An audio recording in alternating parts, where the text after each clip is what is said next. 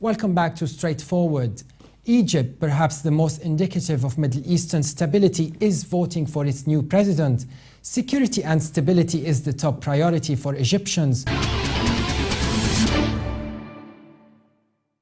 First of all, let me welcome our guests here at Levant Studios. Cairo-born GP and British politician Dr. Wafik Mustafa, thank you very much for coming. And he's the author of Egypt, the Elusive Arab Spring. And Dr. Salah Abou-El-Fadl, thank you very much also for coming. You're the coordinator at the National Association for Change and a consultant psychiatrist. Thanks for being on Straightforward. Before we start our discussion, let's have a look at this brief report by Carmen Cracknell and Saima Jafar. Egypt's scheduled two-day presidential election took an unexpected turn after low voter turnout resulted in a one-day extension to encourage voters to take to the polls. Former Army Chief Abdel Fatah Al-Sisi, who was standing against Hamdine Sabahi, founder of the Egyptian Popular Current, had said that he wanted a turnout of 40 million to show that there is a consensus on a national level. The former military chief has ridden a wave of support and nationalist fervour ever since he overthrew elected President Mohamed Morsi last summer. Sisi's popularity was highlighted in the expat voting results, which showed him picking up 94.5% of votes cast abroad. His only opponent, Sabahi, described Egypt's voter turnout as moderate. Many say the results are hardly a topic of speculation, with Sisi expected to win with a landslide victory. Why did Al-Sisi and Sabahi, both candidates, protested the extension of the balloting in Egypt? As you know, it was extended for an extra third day. I think this was probably an understandable political position to take, is that the due process of election was destined to be 2 days, and that was it. Mm-hmm. And the outcome was not going to change, you know. So from their point of view, I can fully understand why they weren't really keen on further extension. Mm-hmm. And in any case, if they have welcomed that, it may cause some doubt about their motives. Was it fair? So it was. What do you mean fair? Was it fair process to announce at 9 o'clock at night where people suddenly I really do not know the legal qualification for that, and that's left for forget about legal. Was it fair action? I didn't really think much of it. I didn't think it was a good idea, but I didn't really take to the histrionic reaction that developed afterwards of people attacking and arguing and shouting and all that. But observers have left the day before. You see, the whole process is actually is wrapped up, is engulfed with lots of hysteria, just some of the talk that you just said a few moments ago is an example of that. You can't really, you can't have your cake and eat it. A country that is being attacked by terrorists, a terrorist organization took over the rule of Egypt, and then people like you are defending the right of that organization. Do you mean Muslim Brotherhood is a terrorist organization? Yes. And well, it's a terrorist organization. So Mohamed Morsi was a terrorist? It's a terrorist organization. Mohamed Morsi belongs to a terrorist organization. He was the head of that, the party of that organization that went into the elections. After he became a president, he actually pardoned all the criminals, the assassins, some of whom were involved in assassinating President Sadat, your friend, the one you like most, and some of them killed How do you say I like most? I didn't like him at all. Well, okay. Yeah. I don't like any of the three anyway. Right. Yeah, okay. Yes, maybe you don't. And he pardoned all these people. Mm-hmm. In fact, he even allowed them to sit on the parade of 6th of October parade, which was Do you mean Morsi had executive powers as a president? He was surrounded, he was followed by the police and secret police all the time. He didn't have any power. He was removed like rats. You are now, I wish you know what you are representing now, because this is the propaganda of the Muslim Brothers. Morsi was surrounded by the Muslim Brotherhood Council, including General Sisi himself. Morsi is a little bit in the past now. Let's stick to today, this is Egypt the point, today. you know. what I'm trying to say is that the country was overtaken by a terrorist organization. They actually set from the first day to change the nature of the state, to demolish the modern state of Egypt and produce or develop a theological state. They actually had designs of removing the judiciary and changing it completely. So there was, the Egyptian people sensed the real risk of destruction of the modern state as they knew it, and of the modern way of life as they got used to it. And they refused that.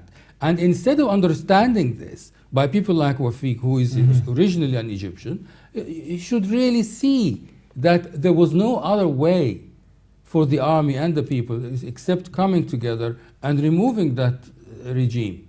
And by removing that regime, the people are taking us into the alley of was it a coup, was it not a coup, and all this, which is really irrelevant. In the end, you had a real danger and you had to remove that danger. Now, Sisi is in the driving seat. He has been chosen by the Egyptians in order to move forward, to actually continue to stamp out terrorism from the country.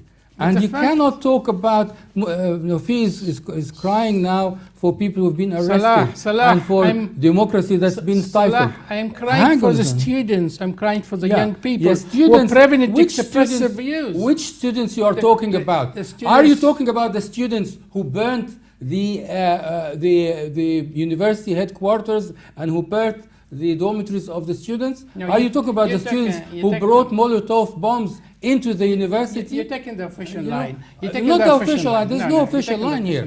This is the people's line.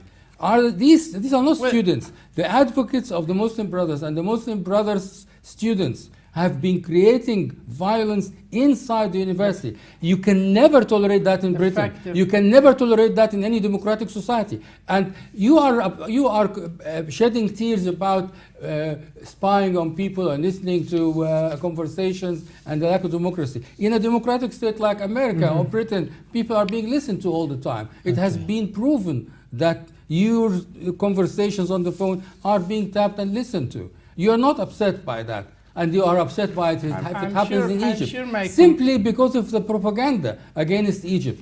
You have to know what you are standing against. Are you standing against revival of Egypt, developing Egypt as a modern state, or are you shedding tears for the Muslim Brothers? Let's take a quick look at both Al-Sisi and Sebahi's background and profiles and compare their programs. Starting with Hamdeen Sebahi, who was born on the 5th of July 1954, Sebahi is an Egyptian politician, journalist and poet. He is also the leader of the Egyptian Popular Current and co-leader of the National Salvation Front, an opposition activist during the Anwar al-Sadat and Hosni Mubarak eras, and jailed 17 times during their presidencies. Sebahi entered the 2012 Egyptian election, in which he finished third place with 21.5% of the votes. Sebahi's program included national plans to encourage small projects, developing the education sector, establishment of a development fund for the region of Al-Sa'id, promoting women's rights, as well as protecting water supplies, establishing a national health insurance scheme, and initiating a national project to revive the culture in Egypt. And now let's compare with Al-Sisi, who had graduated from the Military Academy in 1977 with a diploma in military science, specializing in anti-tank warfare and mortar warfare. He received training from the UK Joint Services Command and Staff College in 1992 and was awarded a master's degree at the US Army War College in Pennsylvania in 2006. Al-Sisi also served as military attaché in Saudi Arabia during Mubarak's regime and was chief of staff to the commander of the Northern Military Zone Alexandria in 2008. He was also head of the military intelligence in February 2011 and then appointed by the Military Council after the revolution. General Commander of the Army in August 2012, appointed by Mohamed Morsi, and Minister of Defense and Military Production in the Kandil cabinet. On the 30th of June 2013, in response to mass demonstrations against President Morsi, he overthrew the former president, and Al-Sisi was subsequently appointed as first deputy prime minister. He then confirmed on 26th of March 2014 that he will run for president in the 2014 presidential elections. As for his electoral program, which includes achieving stability and security, supporting the economy, and developing the Suez Canal region, and developing northern and central regions, and most importantly, the Sinai Peninsula, creating new job opportunities for young people through resettlement, investment, and providing the right political environment, and employing the engineering authority of the armed forces to execute the electoral program of AlSissi, and opening new industrial plants and gold and precious metal mines in the southern region of Aswan, and introducing a new progressive taxation system to achieve social justice. Dr. Abou-El-Fadl, many youth have been a little bit disappointed from the role of the media in this presidential campaign of AlSissi. They felt marginalized by the media, especially that they believed that the 25 of January revolution that ousted President Mubarak was an achievement of their generation. I think there is a small section of the youth who have these reservations, and I think they are right. And I think the system and the state, like Wafik, and I would hope that you would agree with me on this one, that the state have not really addressed the concerns of the youth after the 30th of June. Mm-hmm. The youth have legitimate concerns about the way the revolution in 25th of January was handled by the previous military council. Mm-hmm. And this is a stickling point that has not been resolved. Mm-hmm. Many people feel the youth and the revolution was treated harshly or unfairly, and there was a lot of mistakes towards the youth, and there were promises to bring the perpetrators to justice, and that did not happen. But the problem here, yes, they are right. Yes, there are concerns. Yes, they should have been addressed by the state, by the two successive governments that came since the 30th of June. However, they also are at fault in some way because they have failed to understand or appreciate the change that happened on the 30th of June. And whilst that I would not at all advocate letting go of these concerns, and I would advocate continuing to argue and call for justice for those ill deeds, I would have thought they should have supported the changes in the 30th of June. Supporting al-Sisi does not mean giving al-Sisi a carte blanche to do what he likes. Supporting him is to agree the movement of the Egyptian people in the direction of a civil state against a theological state, but then from that support you can dictate your demands and you can name your reasons. Let's go to the Egyptian capital now, where we are joined by Carol Malouf, lecturer in Middle East politics, who is lobbying today in Al-Qahira. Thank you very much for being on Straightforward. My pleasure. Carol, what did you observe for the past couple of days in Egypt, especially when it comes to the whole security concerns that were accompanied this election? This is what you hear most of the people discussing. There are two main concerns for the average Egyptian today: security and food. People want security, but they also are suffering from a very bad economy. The economy since 2011 has been shattered. There is no tourism in the country. There is no foreign direct investment. And as we know, Egypt is quite a big government. We have around 7 or 8 million Egyptian employees who are employed by the government. So that also has been a very big challenge. So the two main concerns, I would say, are those two issues that we just mentioned now. And Carol, how is the vibe different than when you were there in the January 25th revolution that ousted former President Hosni Mubarak, particularly when it comes to the excitement of the youth who were engaging in the protests? Since 2011, as you said, I've been coming to Egypt regularly, and you see a very big shift in different, like in social habits, if I might say. So there was a lot of solidarity in Tahrir Square in January 25th revolution.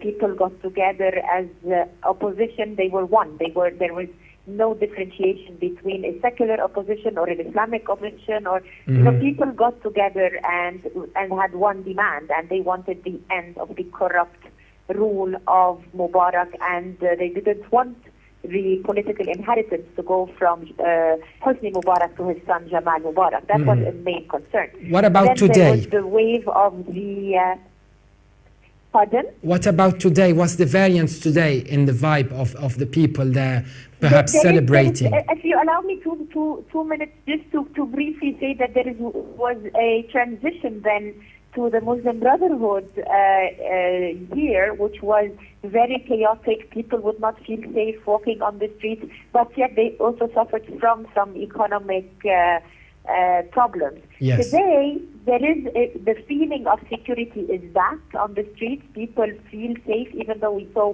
a crackdown on the opposition, on the Muslim Brotherhood and the more secular wing of the opposition, which is the April 6 movement.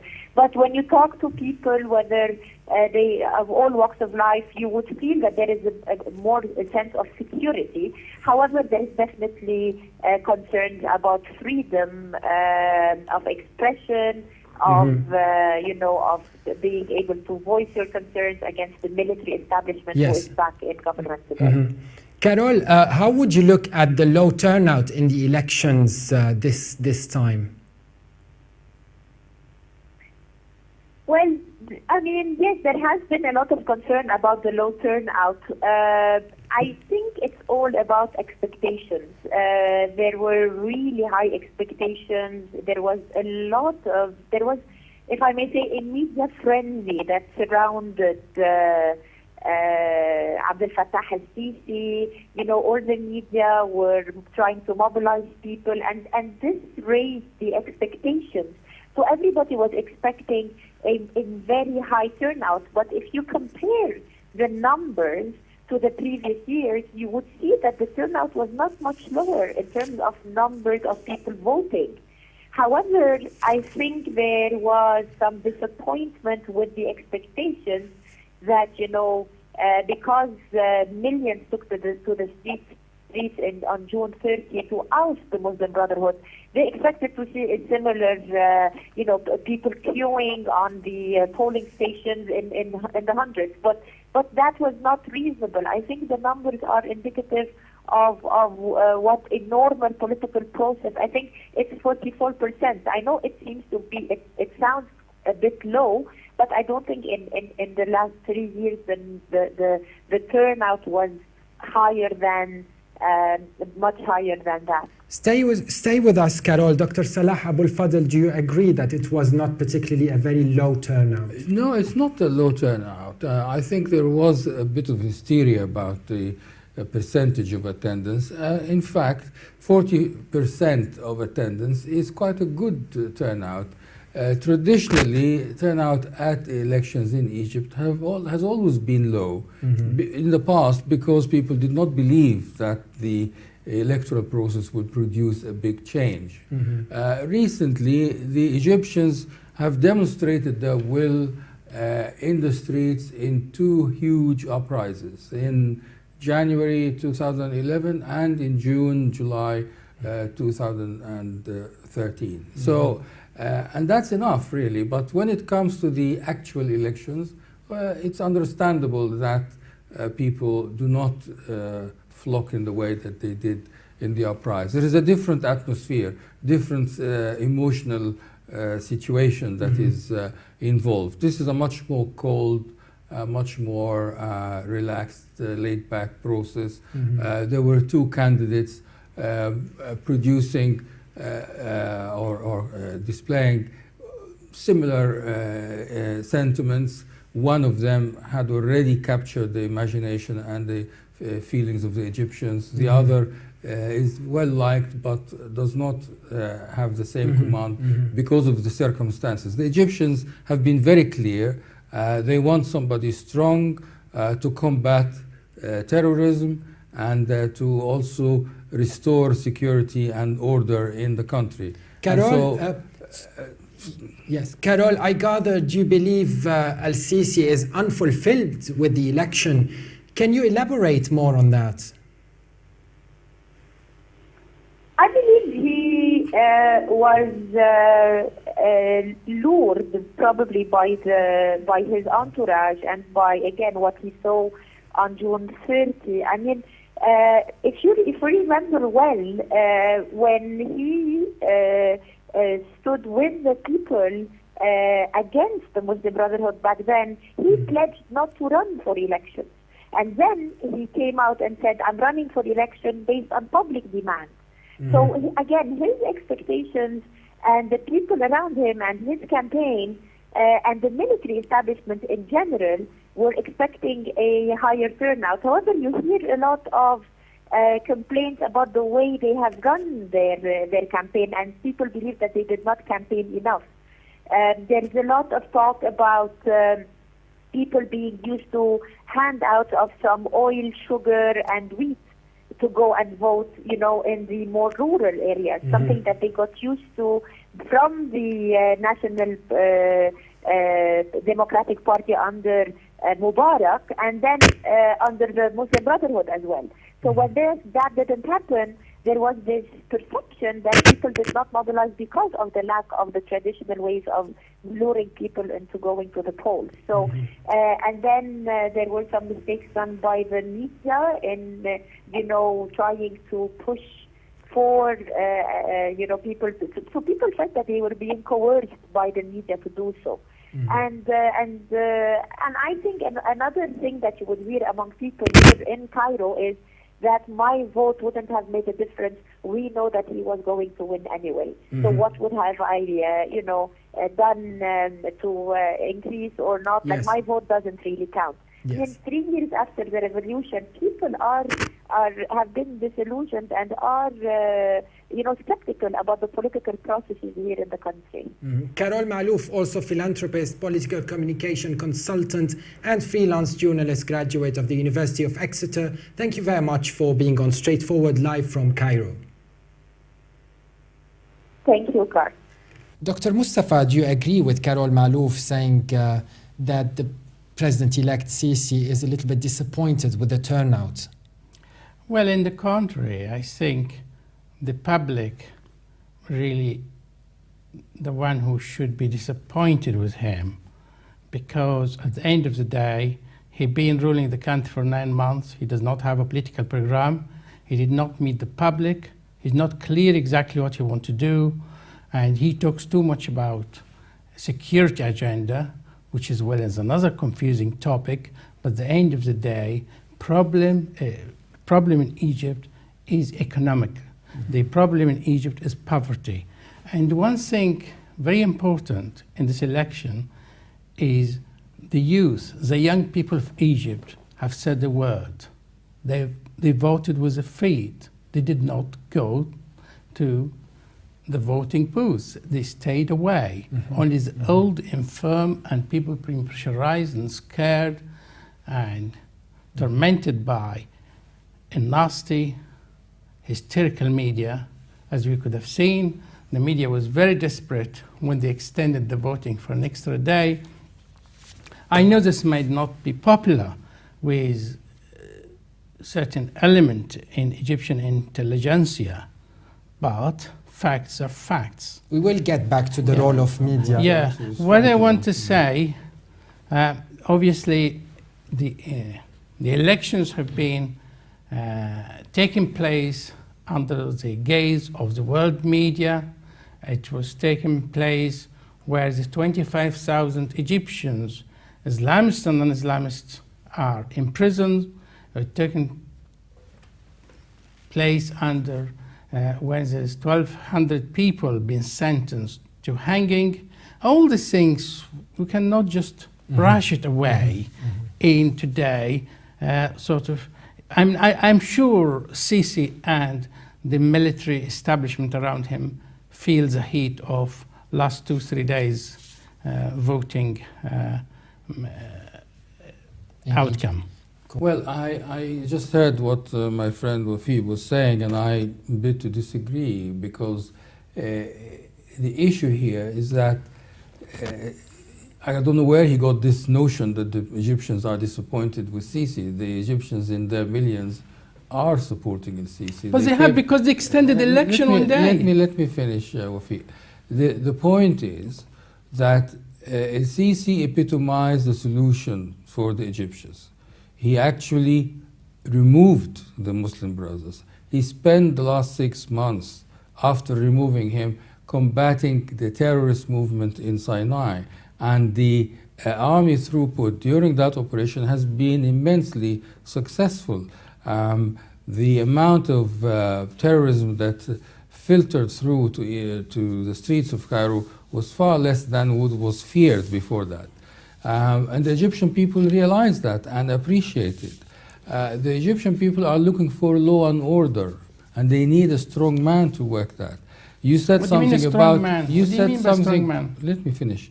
You said something about and Sisi is a strong man, and you said something about him not having a program. He has actually detailed and articulated his views for the future. That's not a program. No, because there isn't time for him to produce a program. He wasn't actually preparing himself to be a president. So he has put his ideas to actually deal with poverty, improve education, work towards social justice. Actually, he is the first politician, coming politician, to actually take Dr. Farouk El-Baz's project of expanding all the governorates of Egypt into the desert, into reality, and he actually wants to work that. So he has some vision of economic development, of fast development. He had said that very clearly, and he articulated his thoughts in that. So there is a program. It would be unfair just to kind of play for the media and say, well, he hasn't got anything and all that. We are really trying to be realistic. But I don't play in the here. media. I'm one of the very few voices who say that. So there's a lot of hundreds play to the media. Well, I'm one probably. 2% of people who may raise such serious concern. But 80% of people are. I would welcome concerns to be said if you had concerns, but it's not about lack of project or lack of program. There is a program, but you may argue about the details or about certain items in that program. I know you are right wing, I know you're conservative, so of course you would be happier with maybe Mubarak regime to come back. Not at all. Well, that's a different Not at thing. all. But if you look That's at what Mubarak Sisi coming said, back. No, I hope Is that not. what you think? Yeah. That's exactly what people like you are saying, but I hope not. And if that happens, that will be a catastrophe. President-elect Abdel Fatah Al-Sisi appeared last Friday in a televised interview with some 10 prominent media figures in Egypt. The interview, however, came in a very unusual setting. While Nawara wrote about it in Al Monitor, saying it almost resembled a royal court, where the king would sit in the throne surrounded by his retinue. What do you think about this setup and the media support for Al-Sisi, which is quite perhaps phenomenal on this occasion? It's not phenomenal. They are parasitic and they are opportunists. They have been... All of them? Well, I'm talking in generalized terms. And because you're talking about thousands of people in media, so I'm sure there's a handful of nice people in them. But generally speaking, the media is being trained to serve whoever in power, and they're not any different than when they serve in Mubarak or Nasser or Sadat. What's the term? Part of the deep state. Because they were, all of them trained in a period by someone called Haikal, who created School of Media, which is embedded with the regime, whatever circumstance. That is their They don't care about the public. I'll give you a little example. One of the newspaper had 2 months or 2.5 months ago had an interview with me called Masri and they asking me about what do you think of Sisi, and I said, well, I have some reservation, and this was enough to shelf the interview. And they interviewed someone on a shisha shop, and the interview came, was published. I didn't care either way, published or not published, because it wouldn't affect my, my profile in life. But what I mean, they were guided by one principle: is support Sisi and hysteria. And I think that is rebounded to the other way. That's why the youth didn't turn up. Millions of youth didn't vote for Sisi. Whatever he says. Let's see what the media has to say. We are now joined over the phone by London-based writer and journalist Dr. Hasan Abd Rabbo Al-Masri. Dr. Al-Masri, do you believe President-elect Al-Sisi has forever lost the 40 million voters he had wanted at the ballots like he expected? No, it was not that little bit of voters. I think the expectation was a little bit higher than that.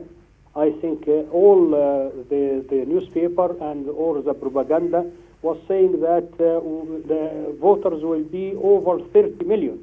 But the result, which we know, is less than that by at least 6 million. Yes. And he had, President-elect Al-Sisi had protested to the extension of the balloting. But how is this sort of low turnout going to affect his legitimacy as a leader? I think he was right for saying that the third day was not that necessary. And I agree with him as well as with when did he say that? Hamdin Sabahi. There was no need for the third day, because if you compare between the first day and second day together and the third day, I think those who went for voting on the third day was little bit than 2 million. So the result was not that much for extending the voting for third day. And had you been in one of the 10 media figures at Friday's televised interview with Abdel Fatah Al-Sisi, they seem to affirm to whatever he was saying. As a journalist, do you have any remarks there? Yes, I think the society, the community, the Egyptian community inside some of the big cities, as well as the capital and the second city, Alexandria, and all the big cities on the canal, was, I think, divided as well against to say that Sisi will be the only one who can rule, and if he can be a dictatorship, or if he can move from the point of voting on his program or going behind this program. As well, I think the people of Upper Egypt, as-Said, they went to vote less than the half of them. So I think the problem he will face is a little bit major. Yes, stay with us, Dr. Al-Masri, as we move a little bit beyond the elections through our next section. And now that we've looked at who's next in Egypt, let's discuss what's next for the country. To say that the challenges facing Abdel Fattah Al-Sisi's presidency look insurmountable is a huge understatement.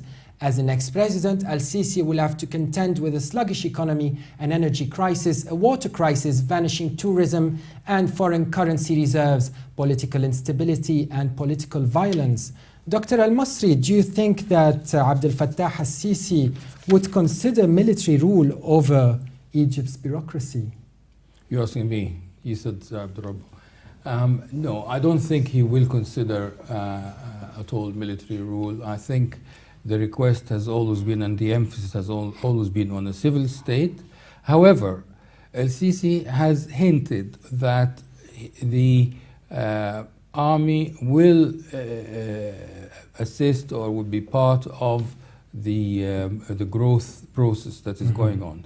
The army has an economic arm. It's big and it's involved in lots of projects, And so, and it has been successful in the projects that it took. Nobody wants the army to dominate what's going on in the country, and there is an acute awareness in the country that the army should stick to protecting the national borders and the national security. But that economic arm and the experience of it, it is clear that it will be part of the process that's going on. And Dr. Al-Masri, some analysts argue that the best starting point for Al-Sisi to tackle all of these issues is the operational reform of the Egyptian state. Do you agree with this? Yes, I agree. And I agree with your guest who was before me answering your question, that Al-Sisi will do his best to take the army away of the political insurance and the political enforcement. And I think also the Egyptian street after the 25th of January 20. So what do you think of the military establishment and all that? And will stop him anywhere. Dr. Mustafa has something to say there. What do you think of the military establishment and military industry, where they make, as an American professor said, from toasters to tanks, and they don't pay taxes, and a very opaque economic process? I don't agree with this saying, because I know the American very well. If they want to clarify any picture, they will do their best. And if second day they want to make this picture very dirty and very dark, they will do their best. They need Egypt, and there was for the aids just to keep peace between Israel and Egypt. So they will continue in this balance, and I think Abdel Fatah Al-Sisi will take care of these two elements: the peace with Israel from one point, and the demands of revolution on the second point. So you think he will be a civilian president? Yes, I agree 100%. He will be a civilian president. And Dr. Al-Masri, how would you assess the role of the media in President Al-Sisi's campaign? You can say the government media was too far supporting him, and also the special media, the TVs and the newspaper was little bit far in supporting him. Both of them needs his help, and both of them want to participate in a piece of the cake in the future, in the near future. But I think the personality of Fatah Al-Sisi will put an end for both of this. And Dr. Al-Masri, one more question. Al-Sisi proposed a solution to all the problems that we mentioned earlier he said that the solution will be integrating the military further in the civil state and utilize military exceptionalism to get things moving in Egypt. Do you agree, or do you believe this would be a good solution? No, it is not a good solution. Why? I think from my deep heart that the civilian society will have to bear his rule in the coming years. The civilian society who will lead the changes in Egypt, not the military or the society of the military. So do you object to it? I think yes. We have to wait at least for 6 months to see if he is going for the aid of his military supporters or for the civilian community. Thank you very much, Dr. Hasan Abd Rabbo Al-Masri, for being on Straightforward, British Egyptian writer and journalist. Thank you very much indeed. Thank you very much. Good luck. Thank you. While President Al-Sisi cannot afford to have the state, especially its public service sector, operate in business in the usual manner, Dr. Mustafa, how would he be able to limit waste and corruption in Egypt? The problem, the corruption is an endemic. When I say it's endemic in the mosque and in the factory and the church. If you look at the mosque and church was used during elections for political propaganda. So I think he's facing a huge problem, particularly if you're trying to get the military establishment from the back door to play a role in the development of the country. Because first thing, they use cheap labor, they use conscripts. The army itself needs restructuring completely. I don't believe conscription should exist anymore. But if you release a conscripts, there's no jobs for them. I think he doesn't have a clear economic picture how he's going to, not to raise the level of standard, he just reach what it was during Mubarak. So I think the other thing which worries me, that most of his assistants, including the current Prime Minister, was really Gamal Mubarak's man in Hizb al-Watani, the national party of Mubarak. And he still depend heavily on the backing of Mrs. Sadat. The people, when he became desperate the third day, which I think, I don't believe he objected, because things like this will not come without discussion. He said after the hospital that he objected, but there's no evidence of that, because if he objected, I'm certain it would not have taken place. And I'm sure the other one, if objected as well, Sabahi, will not have taken place. There was a lot of play of politics, a bit of Machiavellian work going on, wrapped by nationalism and the Egyptian flag, and songs and this sort of thing. Belly dancing, but in the fact of the matter is, Egypt facing grave consequences. Egypt is facing a huge problem, more than any Arab country in North Africa. And I fear there is a return for some form of oppressive state where people go to prison and the media do not question why is this one being detained, even if there's own colleagues. And the good thing example, they follow what the state tells them. Even Hassan said the government media. He didn't say the state media, he said the government media. I know he said subconsciously, slip of the tongue, but that's how it is. It is a government media. Even the private media is a government media because it's owned by people who are connected to the government in one way or another. Apart from the media influence, Dr. Abou-El-Fadl, what do you think the solution should be? Is it really convenient or good to have the military involved in everything single aspect in the economy? And I don't really look at it as good or bad. It is at the moment. It is an aspect like it's a matter of necessity. Wafik has spoken about endemic corruption in the country. The corruption is not in the mosque and the church. The corruption is in the business. Everywhere. I mean, everywhere. Is in the business, in the major financial circles in the country, and there are a lot of rich people in Egypt who are positioning themselves, jockeying for the positions around Sisi to take over or to influence what's going on and to preserve their loot and their influence and power. So you admit there is some loot? There has been loot. Huge. What are you talking about? Of course. What do you mean admit? I have actually been calling for that to be stamped out all the time, not admit. More than admit. I've been opposed to it all the time. The problem is you haven't really stated what you want. What do you want to see happening? I tell you what I want, and it's very clear. I want a secular, liberal government of Egypt. Well, that's where not enough. Everything is transparent. Yeah. Everyone is clear and having proper program. Now that's very clear. That's very easy to say when when you're talking about corruption, when you're talking about the need for an ambitious program to be taken forward. The issue here is a lot more transparency, yes, but I'm talking about the liberalism. I don't think we need liberalism. We need actually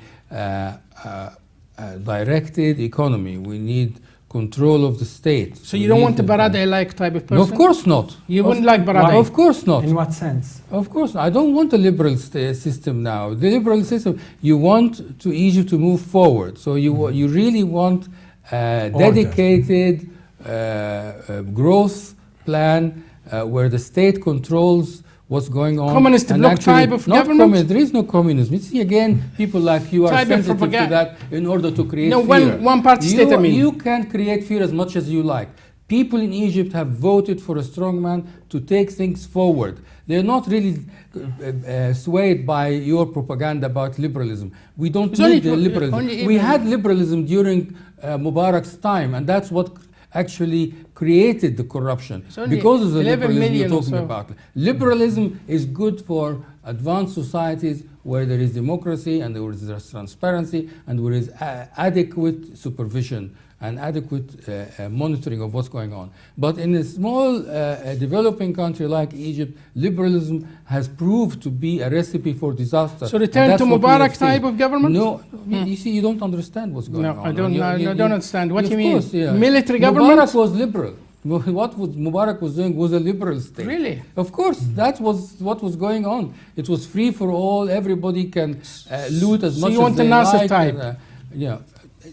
Nasser is finished. Nasser is over.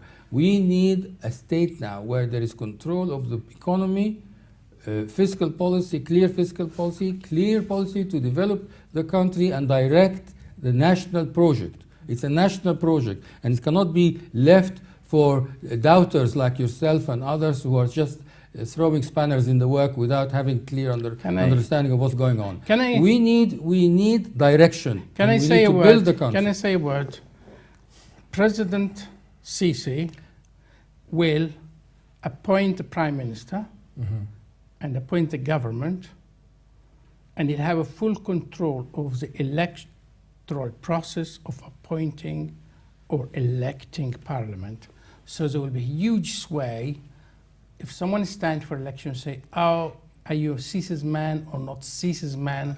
And I tell you, the last election, last 2 days, was totally controlled by a Ministry of Interior, about bit supervision from here and there, but 90% of the process was under the custody of the police in Egypt. Sorry, Carl. And again, what you is see, it? I have to butt in. I'm sorry, Wafik, but you need to read the Constitution, the new Constitution. I've read it. I Egypt. discussed If it you million read times. If you read it, Million times. If you read it, then you should know that the President of Egypt now does not have a free hand regarding the Prime Minister. It's a partnership. He's going to appoint It's it. a partnership with the Prime Minister. The Prime Minister should come from within the elected No, next house. week, how is the Yeah. Prime Minister But going to be yes, appointed? in the initial stage, he will appoint a Prime Minister. Dr. But Mustafa. what we hope to see is that the Constitution will be put in place where there is a balance between the executive and the presidency. Yes, Dr. Mustafa, Mohammed Suwaidi, chairman of the Federation of Egyptian Industry, said the business community is very happy about the results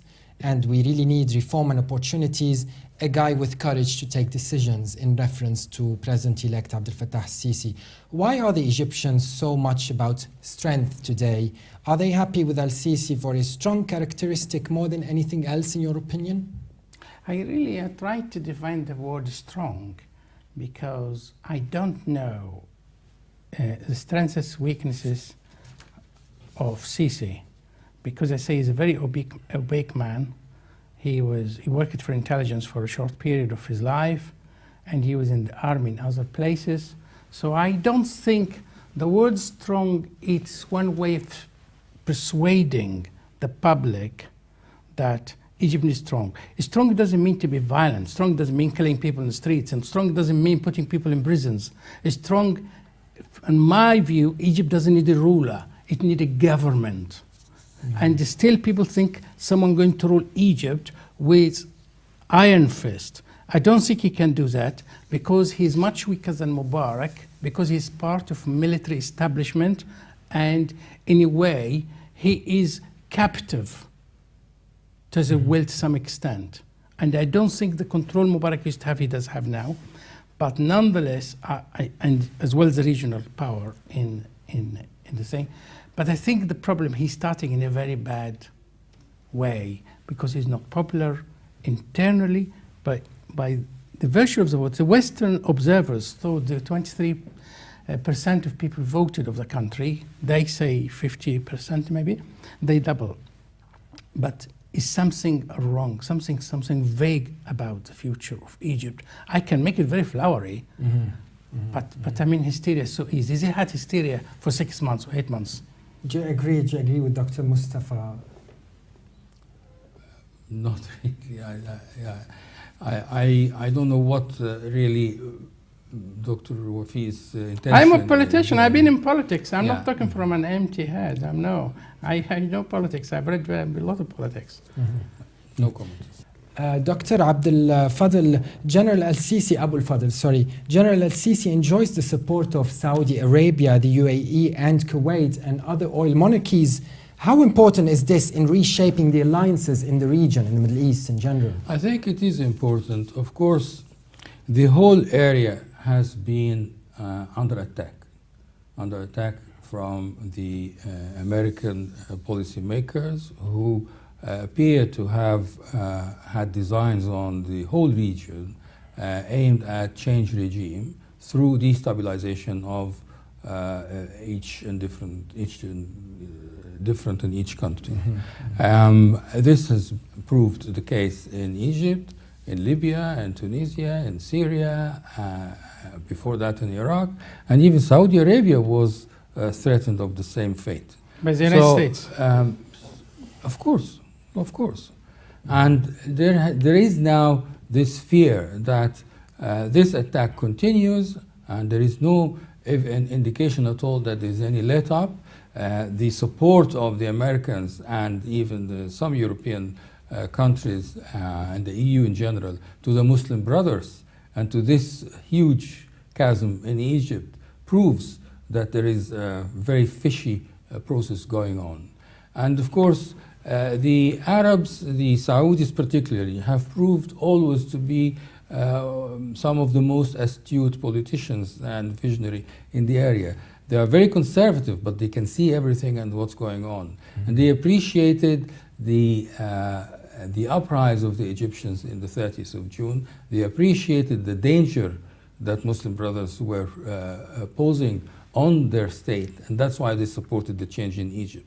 And so with the newly developing or evolving world order, where there is a lot of power is going to emerge in the East, in China and India and Russia, there is going to be a huge drive from various powers in the region to take over. Iran is preparing itself, Turkey was preparing itself and she failed, and the Arabs will need to come together and strengthen their position, otherwise they will be crushed over by these emerging powers. Israel is sitting there in the wings waiting to jump on any of them. And we have to be very careful. This is not an imaginary risk, it is a true. You mean attack Saudi Arabia or Egypt? You can't really speculate at the moment, but there is a danger. And all what has to be said is that these people, Egypt and the other Arab countries, need to get together and liaise and develop themselves as a strong force in the region. We are now joined by researcher Mustafa Sakr from Alexandria in Egypt. Welcome on Straightforward. Welcome. Hi. Mustafa, what is the general attitude today in Iskandaria? It's very weird today because people are highly questioning the announced numbers of participation in the elections because, as it was mentioned everywhere in the media, internationally and nationally, the participation was really low. And that's why they extended the elections for the third day, and this decision that wasn't really well studied, for how I see it. So people were really questioning how come the media was talking about a very, very low participation in the elections, and by the third day and by the results, the results still not really official, but by the preliminary results so far, the percentage of participation are really high, which opens a door for how clear were the elections and how clean were they. And Mustafa, do you feel, or do the youth feel, that the celebration of Al-Sisi's victory is something that relates to them? Totally not. Personally, and according to all the people I know, or most of them at least, it's totally not.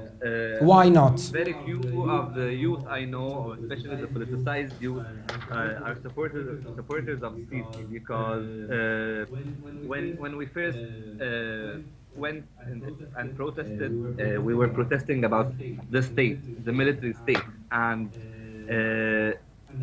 that started early in 2006 and 2007. Yes. And after which we still we were against the authorities even when the Muslim Brothers were in power, and that's because they didn't work on any of the demands of the Yes. and then came Sisi, and he promised not to elect himself. Stay with us, Mustafa. Dr. Mustafa, I must say I'm very proud of you and all the youth in Egypt who said the word, and it's the most positive bit of this election, that the Egyptian young people were able to say who they are, and they understand politics very well, and they voted with their feet. I must say we're very proud of you and your colleagues. Do you agree, Dr. Abou-El-Fadl? Are you as proud of the youth today? No, it's not an issue of pride or not. I think, as I said before, the youth in Egypt had a legitimate cause for concern where it comes to the atrocities that were committed by the previous military council.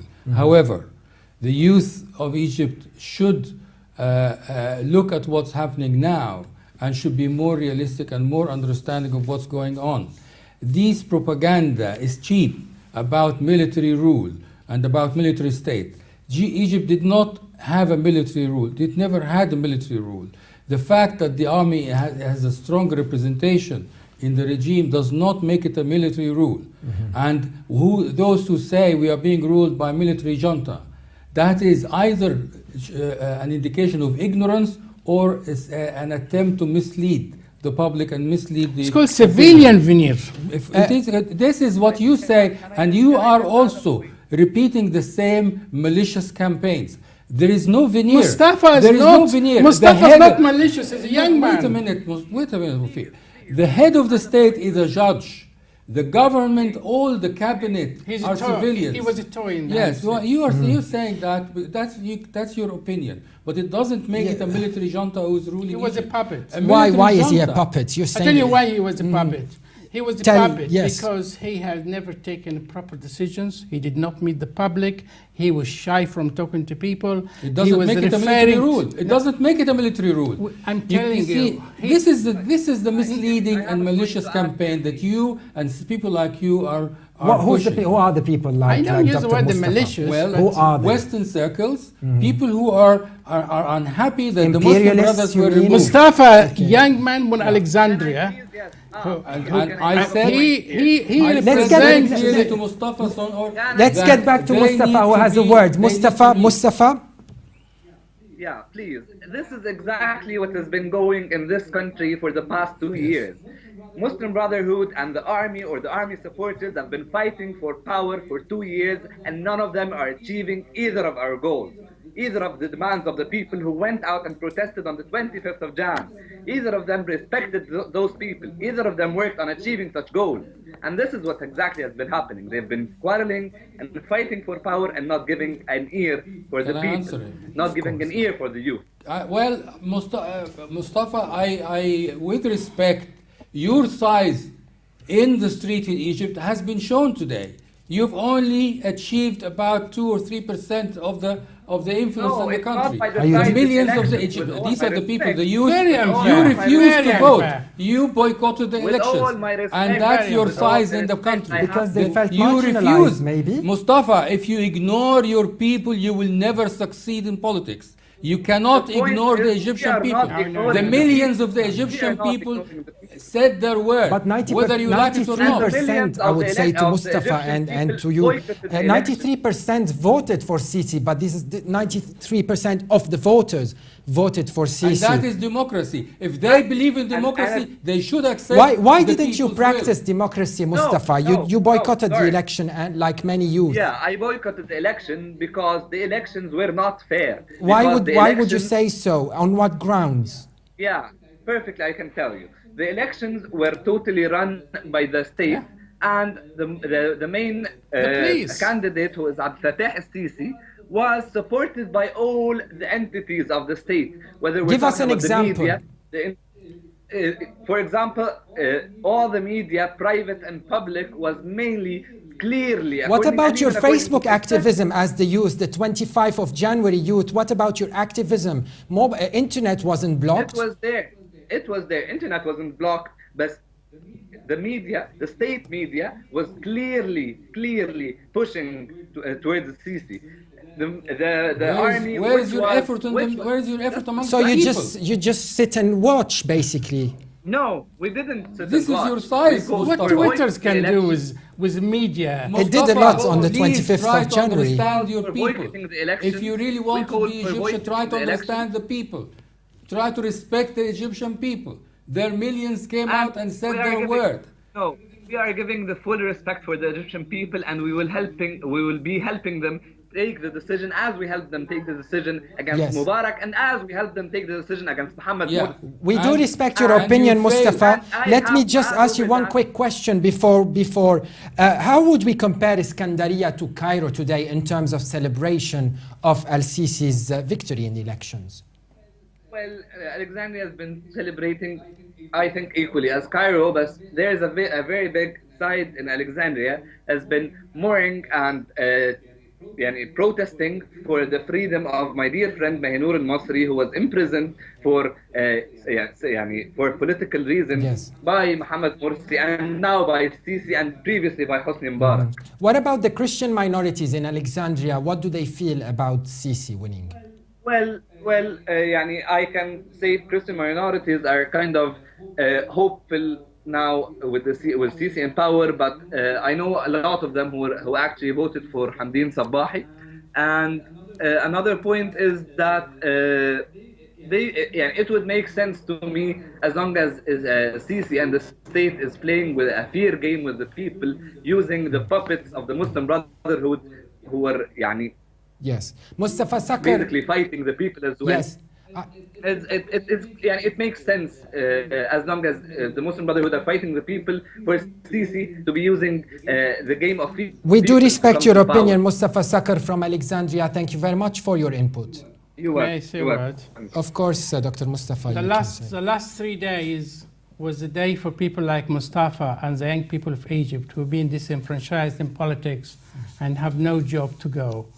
And they're against the elite who are eating and sucking the blood of the Egyptians, including some elements of the military. And I think it's a very important day for the youth, which I have a great confidence in them. Yes.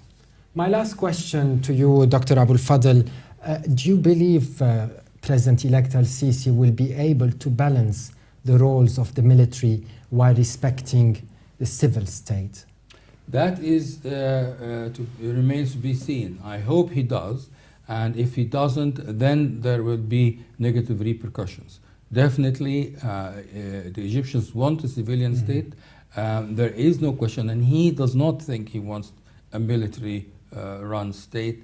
It is not in the part of the modern Egyptian state. It has never been. The last time that Egypt was ruled by military was during the Mamaliks' time. But after that, it was always a civilian state. Even in Nasser's time, in Sadat's time, even in Mubarak's time. What we have, the problem is corruption. And the army knows that very well. And it has been said, this is cheap campaign against the change in Egypt. And now, as Egypt is celebrating the victory of its new president-elect, we do hope things get better in the country. Once again, I'd like to thank all our guests who joined us over the phone from Al-Qahira, Carol Malouf, and Mustafa Sakr from Alexandria, and from here in the UK, Dr. Hasan Abd Rabbo Al-Masri, and with me at the studio, of course, Dr. Wafik Mustafa and Dr. Salah Abou-El-Fadl. Thank you very much for coming. Stay tuned, and I'll be with you again soon on Straightforward.